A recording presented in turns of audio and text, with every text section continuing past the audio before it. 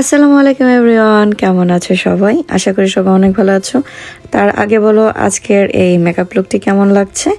আজকে এই সিম্পল মেকআপটি করেছি, একটা তো কারণ অবশ্যই আছে, সেটা পরে শেয়ার করছি। কেন করেছি, কোথায় যাচ্ছি, সব কিছুই তোমাদেরকে বলবো। তার আগে চলো আমি কিভাবে এই মেকআপ লুকটি করেছি সেটা তোমাদেরকে দেখাই। প্রথমেই আমি হুদা বিউটির একটি প্যালেট থেকে আমি আমার আই লুকটা করে নিয়েছি। একদম সিম্পল এভরিডে যে মেকআপগুলো হয় সেই মেকআপগুলোই করব। মরফির একটি আইব্রো পমেড ইউজ করেছি। আমি আইব্রোটাকে ন্যাচারাল রাখার ট্রাই করব। আর একটি ট্রিক আজকে তোমাদেরকে দেখাবো। আমার ব্লু আইলাইনার অনেক পছন্দ, তো আমার মাস্কারা আছে বাট আইলাইনারটা শেষ হয়ে গেছে। তো আমি মাস্কারা থেকে একটি ছোট্ট ব্রাশ দিয়ে আমি এটা আইলাইনার কাজটা শেষ করে নিচ্ছি। কমপ্লিট করার পর দেখো তো আমাকে কেমন লাগছে। এই আইলাইনারটিকে আরও গর্জিয়াস করতে আমি হুদা বিউটির প্যালেট থেকে একটি গ্লিটার নিয়ে আইলাইনারের উপর ছোট ব্রাশ দিয়ে একটু টেনে দিলাম। দেখো তো কেমন লাগছে। এটা যখন রোদে যাবা বা লাইটের নিচে যাবা দেখবা যে এটা কতটা নাইস লাগে। আর ন্যাচারাল লুকের সাথে খুব বেশি লিপস্টিক দিব না। এখানে আমি গর্জের অরেঞ্জ লিপস্টিকটা নিয়েছি, এটার উপর জাস্ট একটি লিপ গ্লোজ দিয়ে দিব। আর লিপ গ্লোজ আমার অনেক বেশি পছন্দ, কারণ এমনিতেই আমার ঠোঁটগুলো চিকন চিকন, এর মধ্যে লিপ গ্লোজ দিলে ঠোঁটগুলো একটু পাউট লাগে। আর এই লিপ গ্লোজটা কিন্তু যাদের ঠোঁট চিকন তাদের ঠোঁটে দিলে একটু পাউট আসে। ডান আমার মেকআপ, খুবই সিম্পল মেকআপ করেছি। জাস্ট ফাউন্ডেশন, অল্প একটু ব্লাশ, অল্প একটু আইশ্যাডো আর just simple lipstick, that's it. আর বাইরের ওয়েদারটা কিন্তু আজকে অনেক সুন্দর, গরমও না ঠান্ডাও না। প্রথমে এরকমই ছিল বাট পরে দেখলাম যে না, আজকের ওয়েদারটা অনেক বেশি হট, অনেক বেশি গরম। তো এই তো মেকআপ করার পর সবাই যা করে আমিও তাই করলাম, একটু ঢং ঢং করে নিলাম। মানে দেখছিলাম যে আমাকে দেখতে আসলে কেমন লাগে। চুলটাকে খোলা রাখবো না চুলটা বেঁধে ফেলবো, কারণ বাইরে বের হলে গরম লাগবে।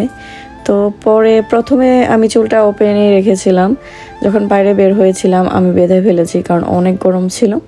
আর এই যে আমার পরিটা, তো পরিটার জন্য হেয়ার পার্ল কিনেছিলাম।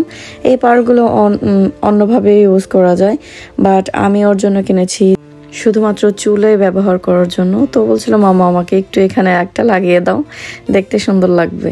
তো এই তো বের হয়ে গেলাম। আসলে আজকের মেকআপটা করা হয়েছে, আমি যাচ্ছি আমার আপুর বাসায়। আপু বলতে আমার ফ্রেন্ডও হয় আবার আপুও হয়। আমার ফ্যামিলিতে আমি বড় সবার, তো আমার বড় কোনো বোন বা ভাই নেই। তো এই আপুকে দেখার পর বুঝেছি যে আসলে বড় বোন কাকে বলে। উনি আমাকে এতটাই স্নেহ করে, এতটাই ভালোবাসে, আলহামদুলিল্লাহ, নজর না লাগুক। সবাই মাশাল্লাহ বলো। দাও দাও।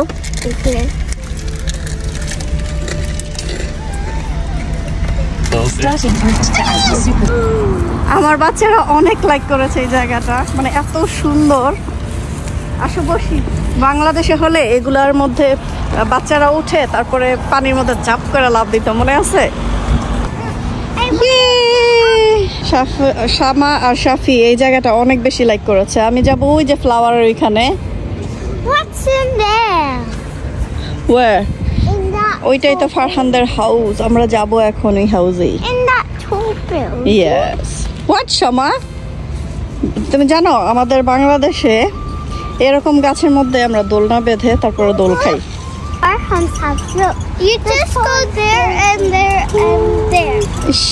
আই উইশ আমার বাসার সামনে হতো, আমি এই জায়গায় এসে বসে থাকতাম, এত সুন্দর নাইস। আমি একটা দোলনাই বেঁধে যেতাম এখানে।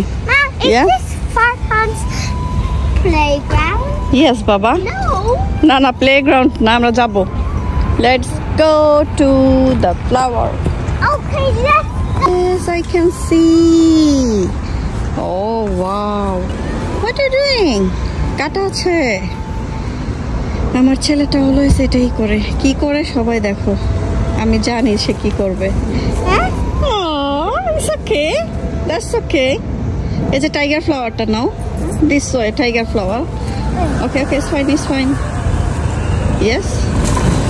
Oh, thank you. I love you. Janta. You have to stay here for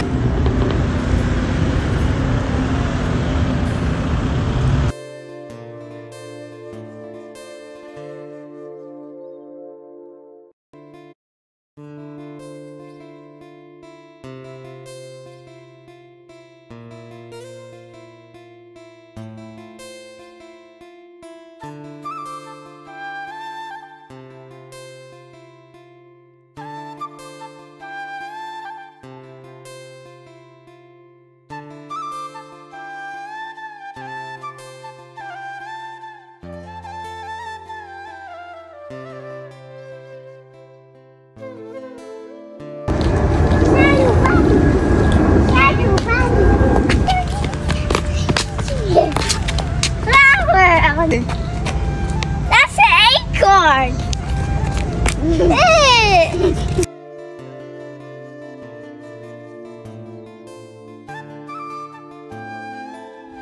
এই কুরবানি ঈদে দেখবেন অনেকেই কুরবানি দিয়ে ফ্রিজ ভর্তি করে মাংস রেখে নিজেরাই খাচ্ছে, আবার অনেকেই দেখবেন যে কুরবানি সঠিক নিয়মে দিয়ে কিভাবে কি করতে হয় সেই নিয়মটা তারা পালন করছে। এই আপুটা সেম তাই। আমি সত্যি কথা বলতে অনেক মানুষকে এখানে কুরবানি দিতে দেখেছি, বাট তাদের ফ্রিজে মাংস দেখেছি অনেক। আর এই আপুর বাসায় আমি যাওয়ার পর দেখলাম কুরবানির মাংস যে নিয়মে আত্মীয় স্বজনকে দেওয়া উচিত বা গরিবদের দেওয়া উচিত সেই নিয়মে সে দেওয়ার পরেও তার ভাগের যতটুকু মাংস ছিল সে কিন্তু সেটাও সবাইকে রান্না করে খাইয়ে শেষ করছে।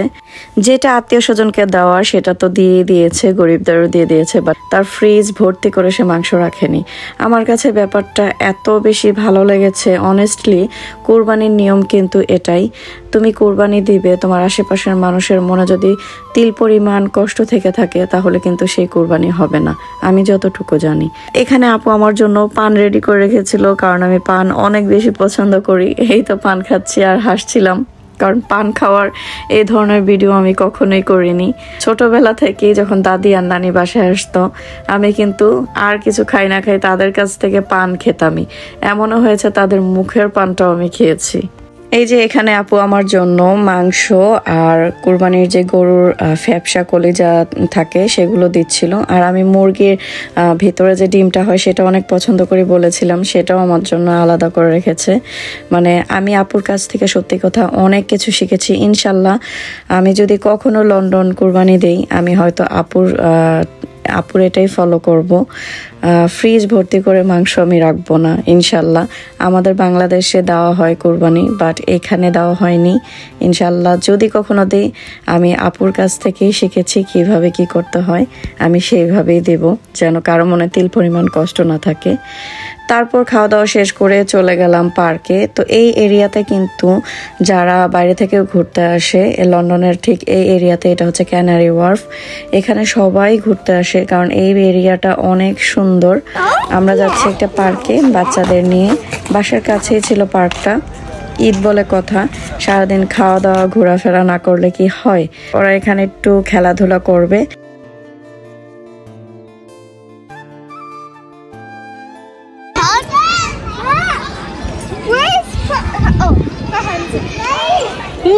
মজা না?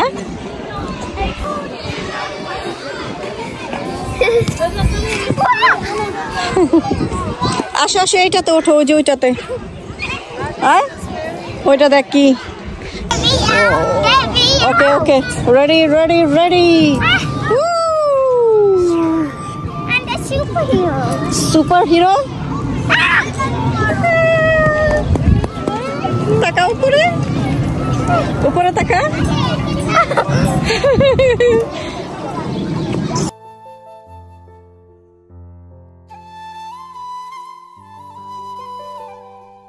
এটাই ছিল আমার আজকের ভিডিও। যদি সবার কাছে ভালো লেগে থাকে সবাই লাইক কমেন্ট শেয়ার করতে একদম ভুলো না। দেখা হবে নেক্সট ভিডিওতে। ততদিন পর্যন্ত সবাই ভালো থাকো, সুস্থ থাকো। আল্লাহ হাফেজ, বাই।